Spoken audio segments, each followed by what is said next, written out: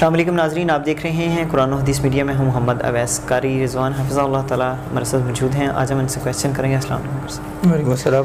اچھا کر صاحب، آج معاشرے کے اندر حقوق العباد کے حوالے سے اویئرنیس ہمارے ناظرین کو دے دیجیے گا کہ کیسے ادا کریں ہم۔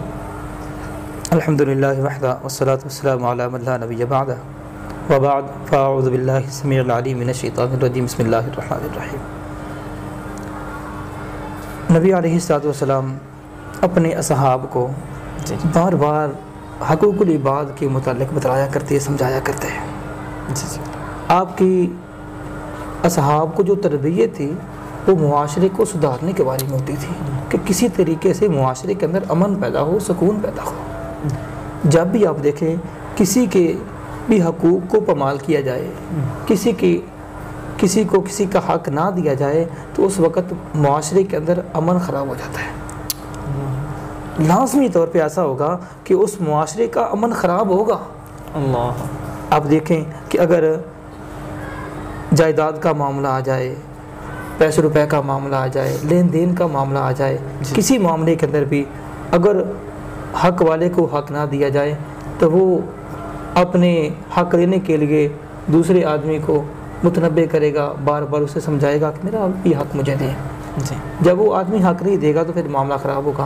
اسی طرح نبی علیہ الصلوۃ والسلام نے اپنے صحابہ کو سمجھاتے ہوئے یہ بات کہی کہ المفلس فینا من لا درہم لہ ولا دینار۔ اے میرے صحابہ، تم جانتے ہو مل مفلس کہ مفلس آدمی کون ہوتا ہے، کنگال آدمی کون ہوتا ہے؟ تو صحابہ نے، اصحاب رسول صلی اللہ علیہ وسلم نے ارشاد فرمایا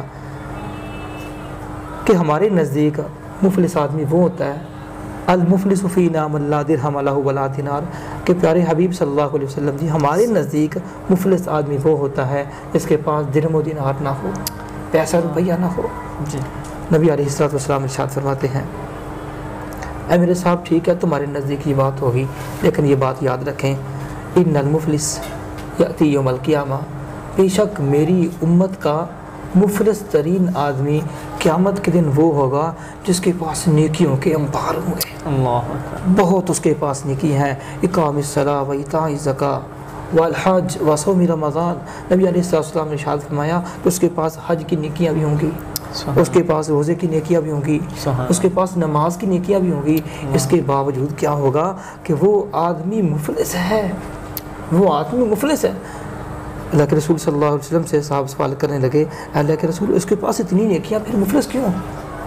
آپ نے فرمایا کہ دنیا کے اندر رہتے ہوئے اس انسان نے دوسروں کے حقوق کو پامال کیا ہوگا، اللہ، دوسروں کے حقوق کو پامال کیا ہوگا، حق والے کو حق نہیں دیا ہوگا، ظلم و ستم کیا ہوگا۔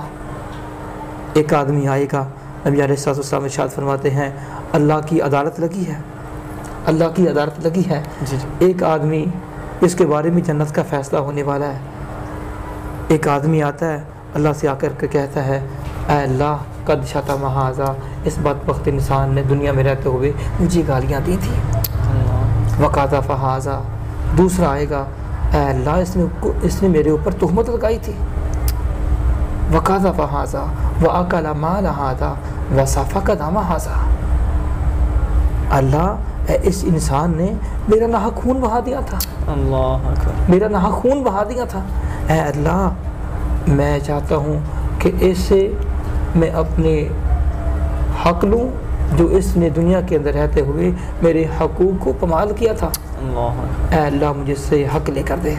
اللہ فرمائیں گے فرشتوں کو کہ اے فرشتوں ایسا کرو، یہ جو آدمی بہت بڑیاں نیکیاں لے کر کے آیا ہے آپ کے سامنے، اس آدمی کی نیکیوں میں سے جو مطالبہ کرنے والا بندہ کھڑا ہے، اس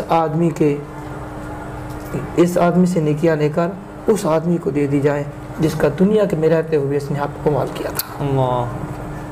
نبی علیہ السلام ارشاد فرماتے ہیں کہ اس کی نیکیاں اب دوسروں کو دی جاتی رہیں گی، پہلے کو، دوسرے کو، تیسرے کو، چوتھے کو۔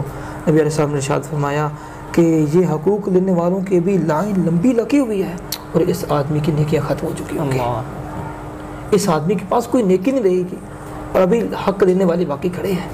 نبی علیہ السلام نے ارشاد فرمایا کہ میرے صحابہ پھر کیا ہوگا کہ ان لوگوں کے گناہوں کو اس آدمی کے نامہ اعمال میں ڈال دیا جائے گا۔ اب پھر کیا ہوگا सुम्मा तुरिहा फिन्नार फतुरिहा अलैहि सुम्मा तुरिहा फिन्नार, कि इस आदमी को ऊंधे मुँह जहन्नम के हवाले कर दिया जाएगा। आपने फरमाया मेरे सहाबा ये है मेरी उम्मत का मुफलिस तरीन आदमी। अल्लाह। अगर हम दुनिया के अंदर चाहते हैं कि अमन ख़राब ना हो और हमारी आखिरत भी समझ जाए, तो फिर हमें दूसरों के हकूक़ को लाजमी तौर पर पूरा देना, हकूक़ वाले को हक देना चाहिए जी। और अगर हमने इसके अंदर सुस्ती की तो मुमकिन है, यकीनी बात है कि हमारे दुनिया का अमन भी ख़राब हो, हमारे मुआशरे का, हमारी सोसाइटी का अमन भी ख़राब हो और हमारी आखिरत तो फिर गई ना। अल्लाह से दुआ है अल्लाह में हक बात को समझने की और उसके ऊपर अमल करने की तौफीक अता फरमाए। बहुत शुक्रिया शेख साहब। जी नाज़रीन, अगले प्रोग्राम में फिर हाज़िर होंगे, तब तक के लिए अल्लाह हाफ़िज़। दावत कुरान सुन्नत अपनी ये पहचान है।